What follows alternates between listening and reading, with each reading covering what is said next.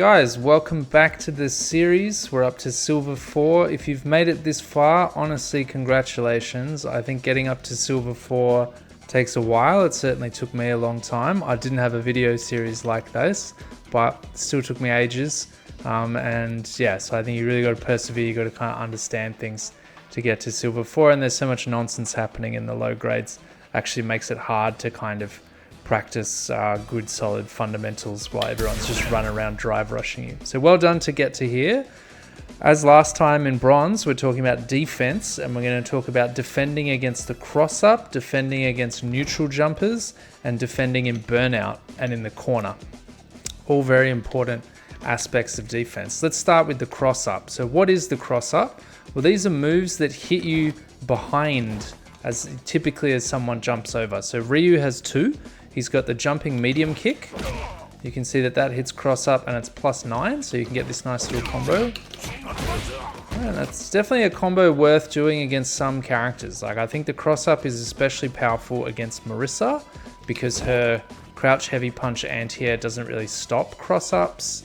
And it's really slow, so you can just get behind her quite easily. So just like charging up to Marissa and then jumping over her is actually a pretty effective tactic all the way into the very high levels.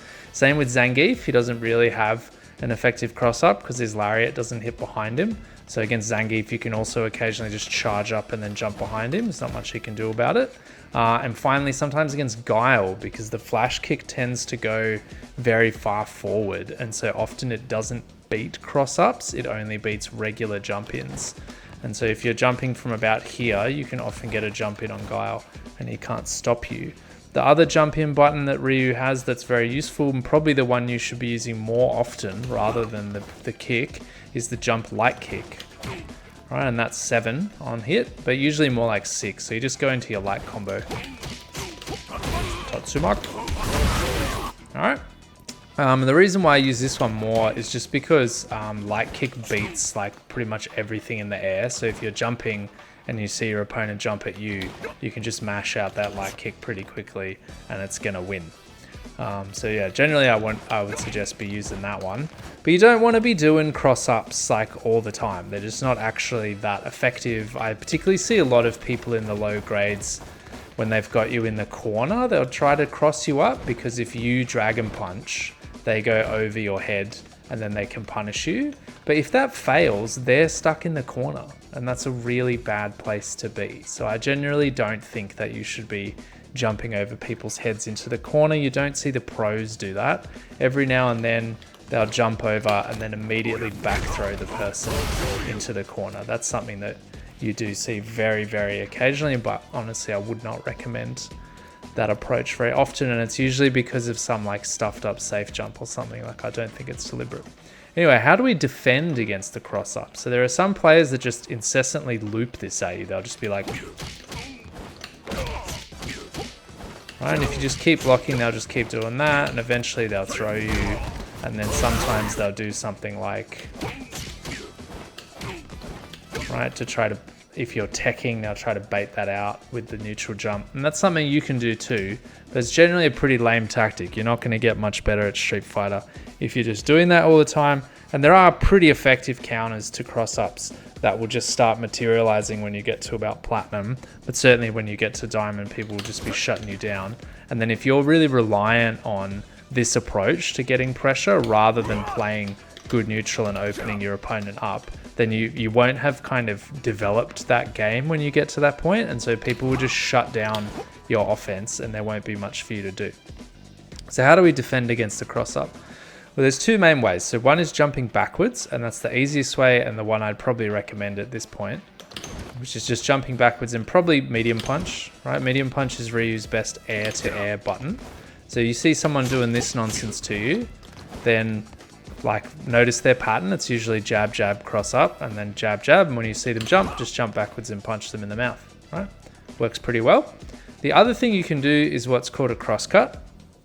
And a cross cut is a type of dragon punch. And I would need to get Akuma doing some recordings for me to show it to you. Okay, that's the wrong recording.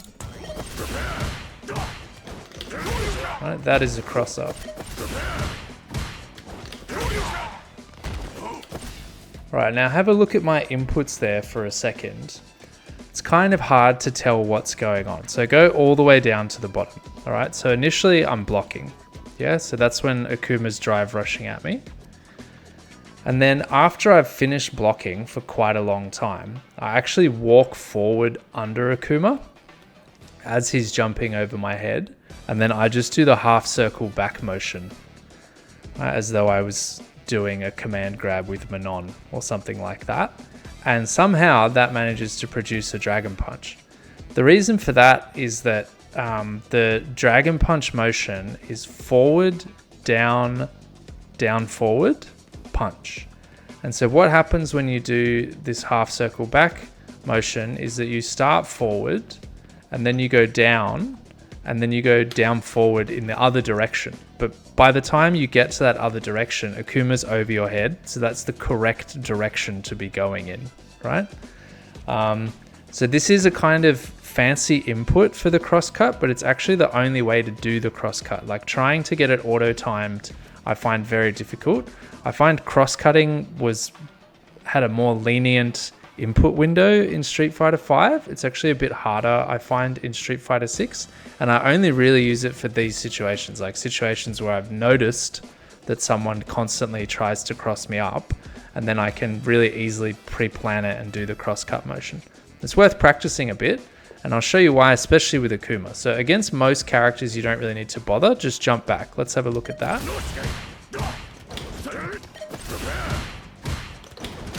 Right, easy. If I was a bit slow. Right, it's actually easier if you're a bit slow, because he's further down in the arc. Just press punch medium immediately. Right, if you press it immediately, then yours will come out long before his button comes out. Right? You can also use medium kick. You can also use light punch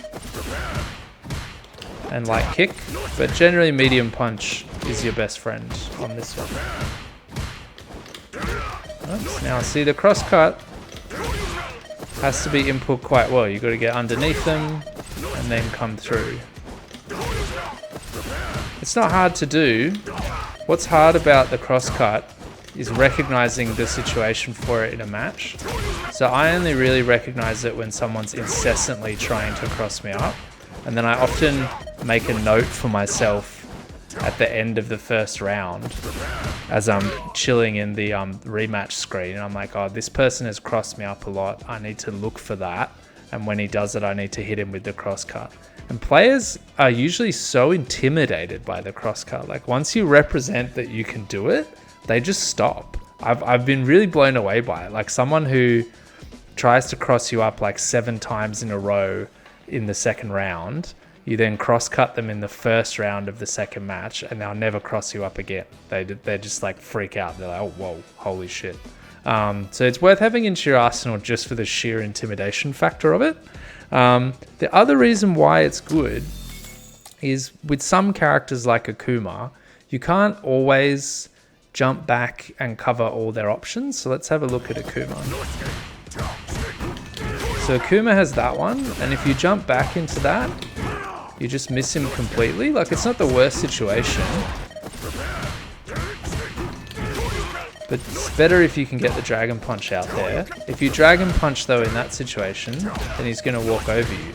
So this is quite a good drill, I think, to practice whether you want regular Dragon Punch, which does work if you walk back a bit, or whether you want cross-up. Right, so there I got the wrong one.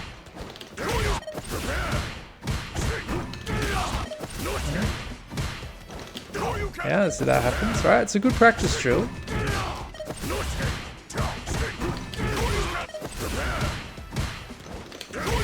Nice. Okay, so what I've got Akuma doing there is one where he just charges in crouch medium punch target combo, and then into the light demon flip hand. The light demon flip hand is plus on block, so it's a really effective pressure string for Akuma, and Akumas will use that pressure string all the time. And so you need to be ready to Dragon Punch it. And one way that you can be ready to Dragon Punch it is to sort of buffer it a little bit. So you can input the directional commands a little bit early and then wait to see what he does before pressing punch. But if you're doing that and then he does the cross up on you, that's not going to work, because the cross up, if you press punch, will be over your head. So here you got to kind of learn to recognize which one it is and do the correct light dragon punch motion, either regular dragon punch or the cross-cut dragon punch. And what makes it a little bit easier is that I don't have Akuma finish the entire medium punch target combo before he does the cross-up, because his medium punch target combo is unsafe. So it would be a bit odd.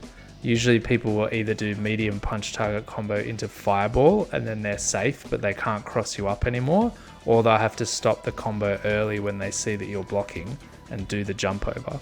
If you want to get real fancy, you can also add in a couple of other sequences where Akuma does a fireball. And now you've got a pretty realistic set of options that you've got to respond to. Well, sometimes you just jump back. I don't know. But I think this is really worth it as a defensive drill, because people love this nonsense. I also sometimes add in a fourth option, which is this one, where he just moves back, right? And then you just want to get in the habit of moving into it or checking it in some way. Akuma's walk speed is so fast, man. It's terrifying. Alright, so if you put all four of those on, then you've got a really intense drill.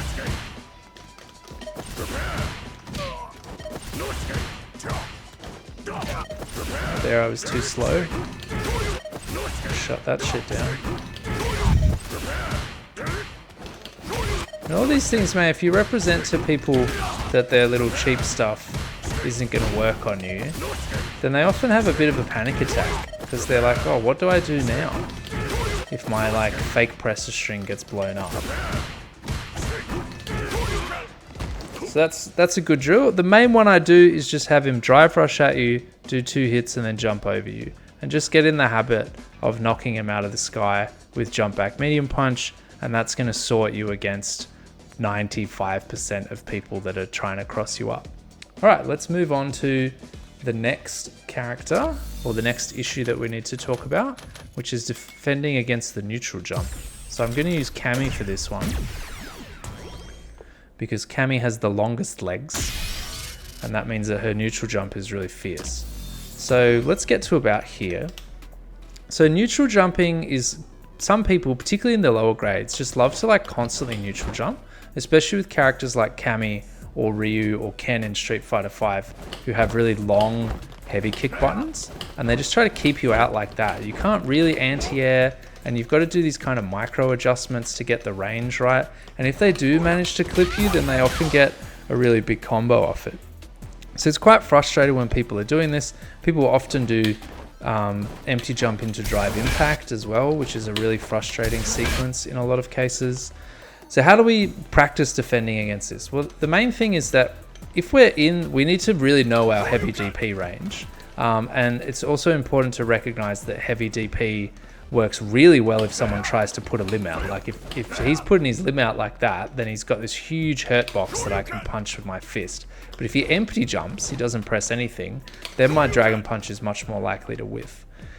So we want to know our dragon punch range, and if we are in dragon punch range when someone jumps, then again we're going to hit them with that dragon punch. But be mindful, you can't expect yourself in Silver 4 to be able to react to every neutral jump like this.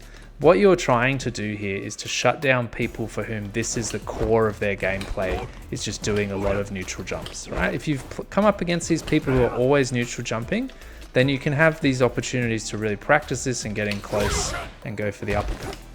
How do we practice this? We're going to get Cammy to record heaps of different things, okay? But all of them involve a neutral jump. So let's see what I've got first.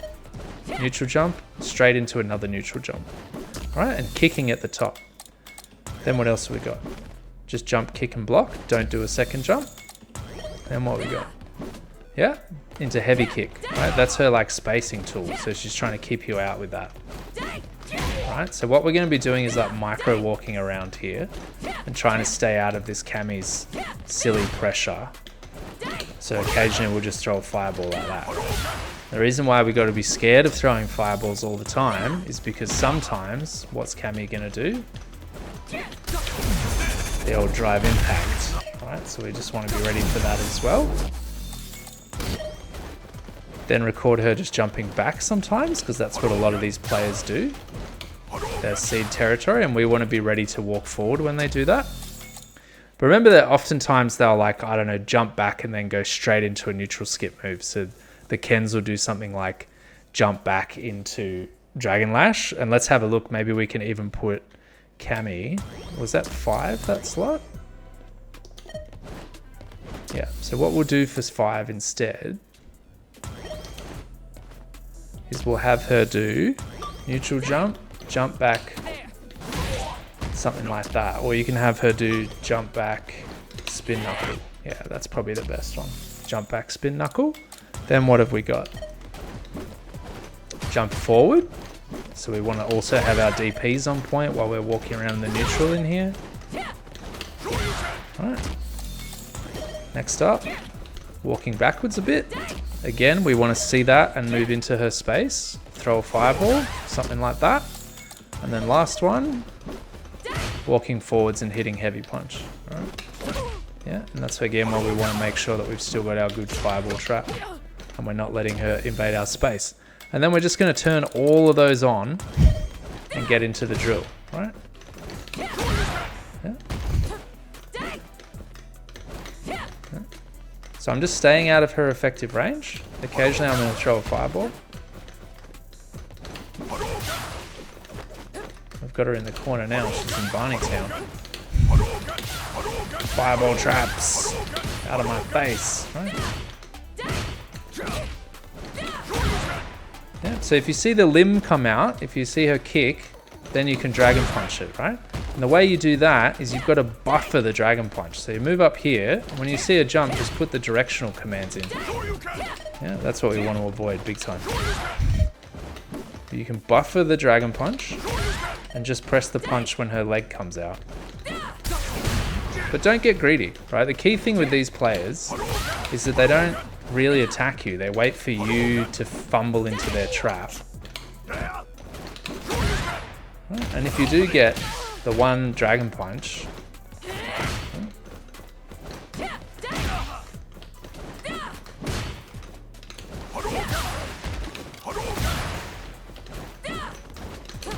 I was bad there, wasn't I?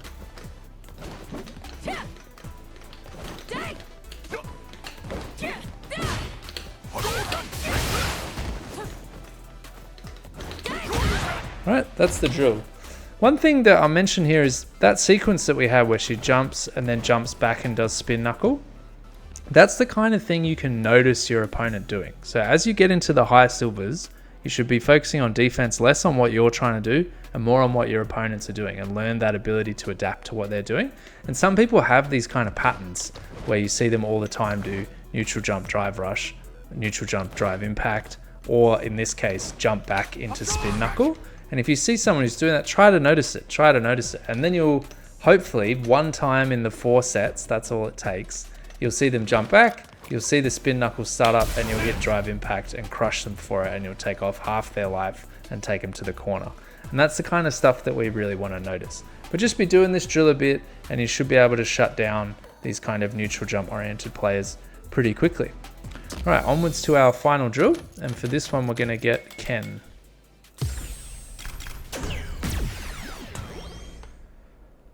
We are also going to go to the left-hand side, and we're going to push Ken to this like 1 meter line here. All right, so what we're going to do first is just really basic defending in the corner. So again, we're going to have Ken record a bunch of stuff. Let's see what we got. All right, just a big drive impact. Okay. Then we've got him doing heavy punch drive impact. All right, this is quite hard to react to. Okay, and then we've got him doing heavy kick, which remember is -5, so you want to be punishing it. What's he got next? Heavy punch into heavy punch. So heavy punch is a +2 button. Sorry, a -2 button. But it pushes him so far away that Ken can really bully you with this button. Alright?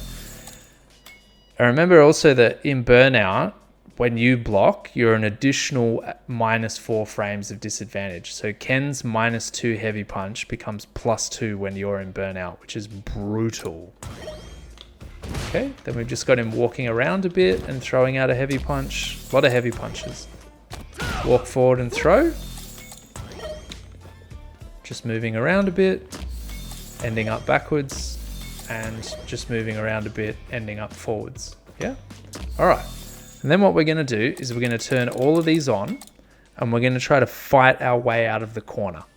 Okay? That's all we're trying to do. So we're trying not to get drive impacted. We're trying not to get the crap beaten out of us. And we're trying to fight our way out of the corner. One of the key tools that we're going to use for that is heavy tatsu. We'll see that in a second. Here we go. Oops. Good start. Alright, now where am I? I'm on the other side of him. So the main use of heavy tatsu is this situation. Heavy tatsu side swaps for you, and so it gets you out of the corner. If you do a counter DI against Ken, or if you manage to land a solar plexus punch, then you want to be going into solar plexus and heavy tatsu so that you change sides. There is another more awesome side switch combo that I'll teach you in gold, but it's really quite hard to do and relatively situational. Whereas the heavy tatsu is super easy to do, and it's something that you can do even when you're in Burnout. The other combo you cannot, and so it's something that you want to have in your arsenal. All right, so that's the first thing. You'll see me do heavy tatsus. The second thing that you'll see me do occasionally to get out of the corner is our little drive rush combo, and that can also end in heavy tatsu. Right? So if I were to go, then I would also be out of the corner. All right. All right, I'm out of the corner. Oh, shh. That's the problem with me. Oh, shh. I got wrecked.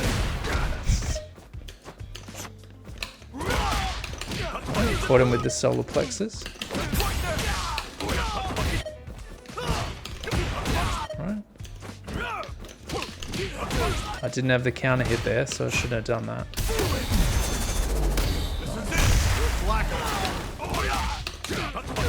So really what we're trying to do here is just react to the DI, right? Which I'm quite bad at, to be honest.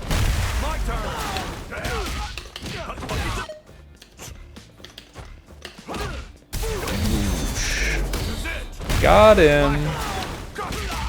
And then just learn that heavy tatsu, right? The heavy fireball, the OD fireball I mean, is really useful for getting out of the corner. The other thing that you can do, of course, is drive reversal, which works really well against heavy buttons. But you need to be ready for it. Right? And then you can just get out like that. It's pretty easy. Right. Oosh. That's the problem with the solar plexus. Ow!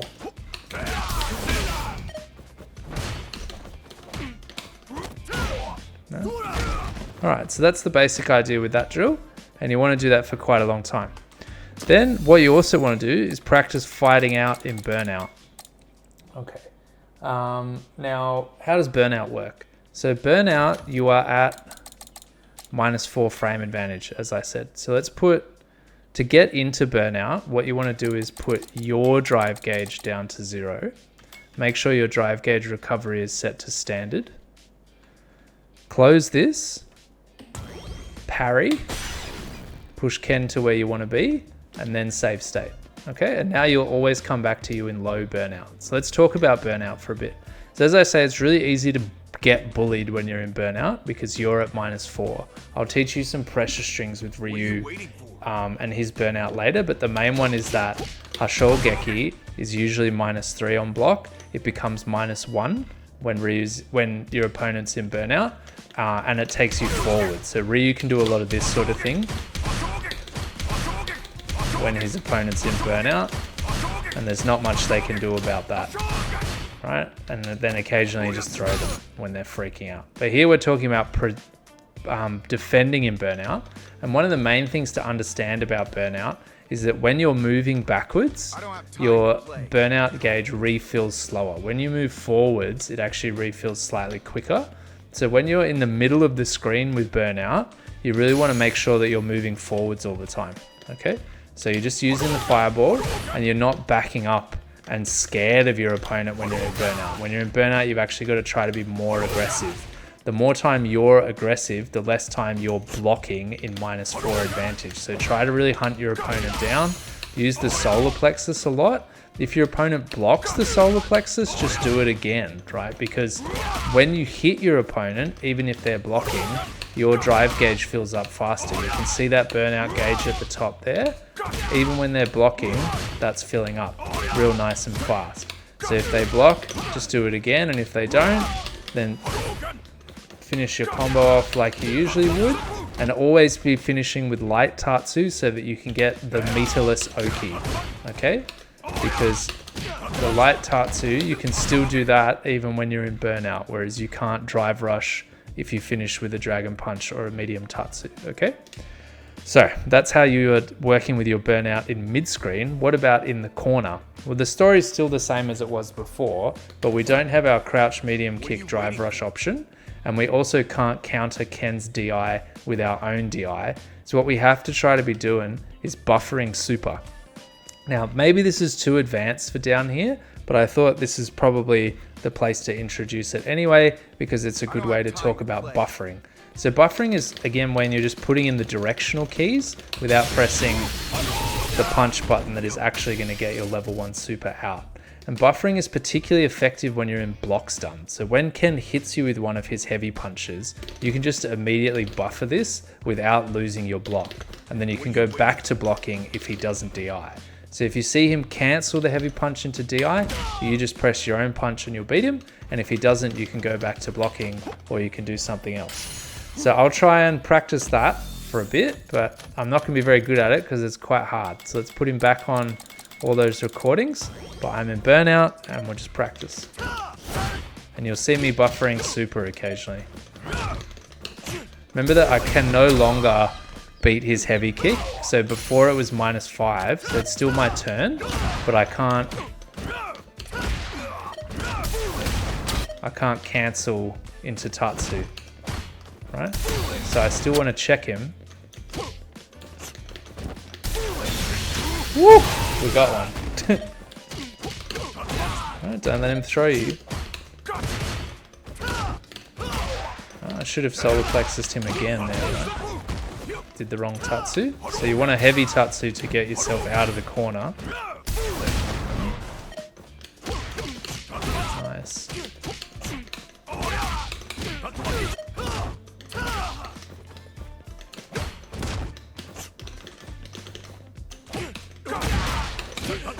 Nice. Whoosh. Oh, I nearly had it that time, I swear. Alright, so that's your next drill. Just trying to work on buffering your supers in those kind of situations and trying to fight your way out of the corner. The one option that we didn't explore there for getting out of the corner was just to jump over Ken, but that's actually the one you should be doing the most. I just assume that you've been doing a lot of jump outs from the corner until now, and so that's already kind of baked into you a bit more, but if it's not, then also work on just jumping out safely. Okay, in the low grades, people can't do cross cuts and things like that, so you should have a pretty easy time getting out of the corner if you're just looking for an opportunity to jump or an opportunity to do drive reversal. So if your opponent hits you with a heavy button, then you can drive reversal. Let me go back to my parameters. Right. So you can see that he hasn't recovered from that heavy punch. There he had recovered, so there I was slow. Alright, guys, those are your drills. Go ahead and practice, and I'll see you in Silver 5.